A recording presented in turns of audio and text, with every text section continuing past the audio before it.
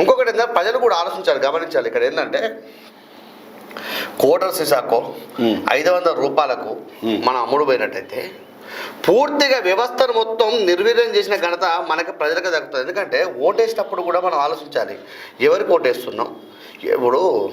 ఇప్పుడు అంతెందుకు జేడి లక్ష్మీనారాయణ గారు ఉన్నారు, మొన్న ఎలక్షన్ చూసినాం. జేడి లక్ష్మీనారాయణ గారు ఉన్నారు, లేకపోతే లోక్సత్తా జయప్రకాష్ నారాయణ గారు ఉన్నారు.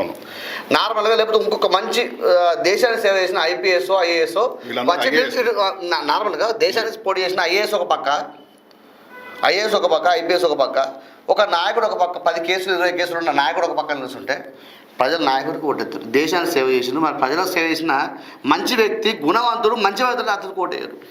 అయితే ఇక్కడ ఏం జరుగుతుందంటే ఈ ఐఏఎస్ కానీ ఐపీఎస్ గారు కానీ వీళ్ళు ఏమంటారంటే వాళ్ళు ఒక సిస్టమేటిక్ ఫాలో అవుతారు. సిస్టంలో ముందుకెళ్తా ఉంటారు. సిస్టమ్ అంటే నీతి లాగానే పోవాలి, అవినీతి అవినీతిలాగా పోవాలి.